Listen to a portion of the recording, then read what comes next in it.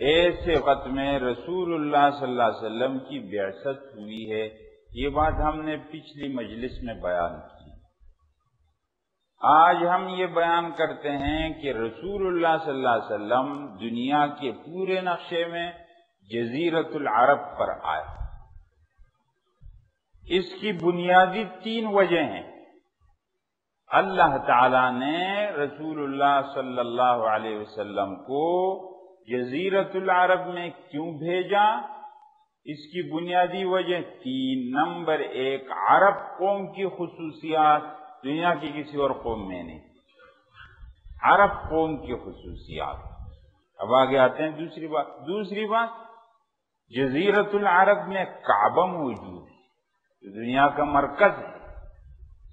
تیسری بات، جزیرۃ العرب خود دنیا کے بیچ میں ہے۔ اب اس پر تفصیلی بات کرتے ہیں آگے۔ عرب قوم کی خصوصیات پر اب دیکھیں۔ عرب قوم کی خصوصیات، عرب جہل بسیط، جہل مرکب۔ یہ ایک لفظ ہے، یہ میں آپ کو بتاتا ہوں یہ کیا چیز ہے۔ ایک آدمی کو کچھ معلوم نہ ہو، اس کو معلوم ہی نہیں، تو یہ آدمی جہل بسیط میں سنگل جہل ہے۔ اور اگر ایک آدمی کو غلط معلوم ہے تو یہ ڈبل جہل کے اندر مبتلا ہے۔ جس آدمی کو پتہ ہی نہیں ہے تو آپ آسانی سے اس کو سمجھا دو گے کہ بات ایسی ہے، اور اگر کسی آدمی کے دماغ میں غلط بات بیٹھی ہوئی ہے تو پہلے وہ غلط کو نکالنا پڑے گا، پھر ٹھیک بات لانی پڑے گی۔ تو ایک ڈبل جہل، ایک سنگل جہل ہے۔ سنگل کو جہل بسیط کہتے ہیں، ڈبل کو جہل مرکب کہتے ہیں۔ اس وقت کا جو ماحول تھا اس میں عرب قوم سنگل جہل میں مبتلا تھی، دنیا کی دوسری قومیں ڈبل جہل میں مبتلا تھی۔ عرب کی تختی خالی تھی اور دوسری قوموں کی تختیوں پر کچھ لکھا ہوا تھا پہلے سے۔ عرب قوم کی تختی پر لکھنا آسان تھا کیونکہ وہ تختی خالی تھی، اور دوسری قوموں کی تختی کو پہلے مٹانے کی ضرورت تھی، پھر لکھنے کی ضرورت تھی، وہاں کام ڈبل تھا۔ تو یہ پہلی بات ہے، عرب قوم جہل بسیط اور دوسری قومیں جہل مرکب میں مبتلا تھی، اپنی اپنی تہذیبیں تھیں ان کی۔ عرب قوم امی قوم تھی۔ اللہ تعالیٰ نے قرآن کریم میں فرمایا کہ اللہ نے امی لوگوں میں ایک پیغمبر بھیجا۔ امی ان پڑھ کو کہتے ہیں، امی منسوب ام کی طرف، ماں کو کہتے ہیں۔ ماں کے پیٹ سے جب لوگ نکلتے ہیں تو ان کو کچھ بھی نہیں آتا ہے، تو جو آدمی آخر تک ایسا ان پڑھ رہے اس کو کہتے ہیں یہ امی ہے، وہی جیسے ماں سے نکلے تھا ویسا ابھی تک ہے، امی ہے۔ تو اب پہلی بات یہ ہے۔ دوسری بات، عرب کا مضبوط قوت ارادی، ایک کام کا ارادہ کیا تو اب ہٹنا نہیں ہے پیچھے۔ اس کی مثال سہیل بن عمر، یہ کفار کا ایک سردار تھا جو بعد میں مسلمان ہوا ہے۔ جب حدیبیہ کی صلح ہو رہی تھی، انشاءاللہ حدیبیہ کا صلح آگے آئے گا، جب رسول اللہ صلی اللہ علیہ وسلم بات کر رہے تھے ادھر سے کافروں کے سردار آئے، مذاکرات چل رہے تھے اس بات پر کہ اس سال آپ لوگ عمرہ نہیں کریں گے، اس سال آپ جاؤ، اگلے سال آؤ گے، اور بہت ساری باتیں وہ اپنے موقع پر آئیں گی۔ وہاں مذاکرات جب ہو رہے تھے، معاہدہ ہو رہا تھا، تو رسول اللہ صلی اللہ علیہ وسلم نے فرمایا یوں لکھو ھذا ما قاض بہ محمد رسول اللہ، یہ وہ معاہدہ ہے جو محمد رسول اللہ صلی اللہ علیہ وسلم اور قریش کے لوگوں کے درمیان ہو رہا۔ سہیل بن عمر نے کہا محمد رسول اللہ مت لکھو، محمد ابن عبداللہ لکھو، اگر ہم رسول اللہ مان لیتے تو جھگڑا کس بات کا، محمد رسول اللہ مت لکھو، اپنی بات پر ڈٹے ہوئے۔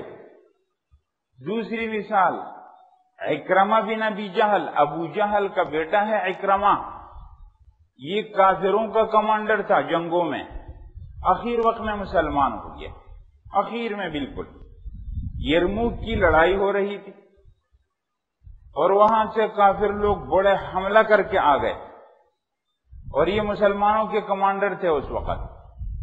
انہوں نے للکار کر کافروں کو کہا رک جاؤ، جب تک یہ بات میری سمجھ میں نہیں آئی تھی تو میں ہر جگہ محمد الرسول اللہ صلی اللہ علیہ وسلم کے مقابلے میں ڈٹا رہا، میں بھاگا نہیں۔ اب جب یہ بات میری سمجھ میں آ گئی تو تم سے کیسے بھاگوں گا، میں بھاگوں گا نہیں۔ پھر آواز لگائی اپنی قوم میں کہ کون ہے جو آئے میرے ہاتھ پر موت پر بیعت کرے۔ کچھ لوگ آگے بڑھے، وہ بڑھتے رہے، وہ شہید۔ یعنی کیا مطلب ہے؟ ارادہ بڑا مضبوط عرب کا۔ دوسری بات صاف گوئی، صاف گوئی، صاف بات کرنی ہے، بات گول مول نہیں کرنی ہے، جو بات ہے صاف کہنی ہے۔ عباس بن عبادہ خزرجی کی مثال ہے۔ جب رسول اللہ صلی اللہ علیہ وسلم حج کے موقع پر حج کے لیے آئے ہوئے لوگوں میں جا کر کے گشت کرتے تھے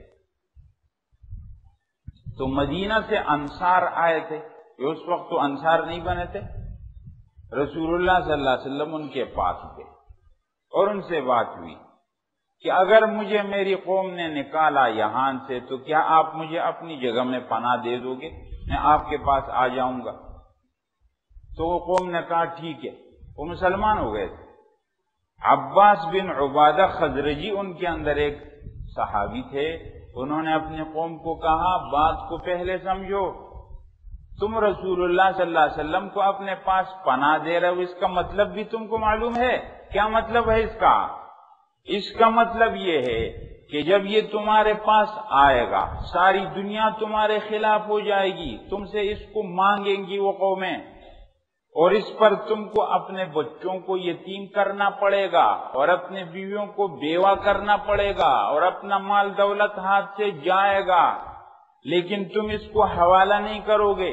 اگر اس بات کے لیے تیار ہو تو پھر تو ان کو لے لو، اور اگر کل تم گھبرا کر کے ان کو واپس دشمنوں کے حوالے کر دو تو تم کو دنیا آخرت کی ذلت ملے گی۔ ابھی سے مت لو، پھر اس بات کو سمجھو ابھی سے۔ تو کہتے ہیں قوم نے کہا ہم تیار ہیں ہر حالات کے لیے، ہم اس کو کبھی بھی نہیں حوالہ کریں گے۔ تو اس موقع پر کہا بالکل ٹھیک ہے، لیکن قوم نے کہا یا رسول اللہ اگر ہم ایسا کریں کہ آپ کے لیے بالکل کھڑے ہو جائیں تو ہم کو ملے گا کیا؟ فرمایا جنت تم کو ملے گی۔ انہوں نے کہا ہم تیار ہیں، آپ ہاتھ بڑھائیں ہم بیعت کرتے۔ عباس بن عبادہ خزرجی کی مثال صاف صاف بات ہے۔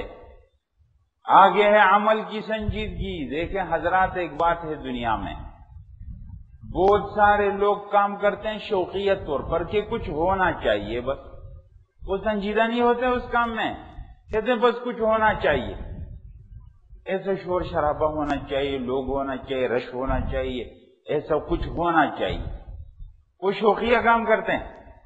کچھ لوگ ہوتے ہیں جو اپنے کام میں سنجیدہ ہوتے ہیں۔ عرب قوم جب کسی کام میں لگتے بہت سنجیدگی سے لگتے تھے، اور اس کی مثال کیا ہے؟ عقبہ بن نافع، یہ مسلمانوں کا بہت بڑا کمانڈر ہے، چلتے چلتے بحر اوقیانوس پر پہنچا ہے اور اپنے گھوڑے کو آگے پاؤں ڈال دیے پانی میں اور کہا اے اللہ اگر مجھے معلوم ہوتا کہ آگے بھی ہے کوئی تو میں آپ کا پیغام لے جا کر کے ان تک پہنچاتا، لیکن آگے نہیں ہے معلوم مجھے۔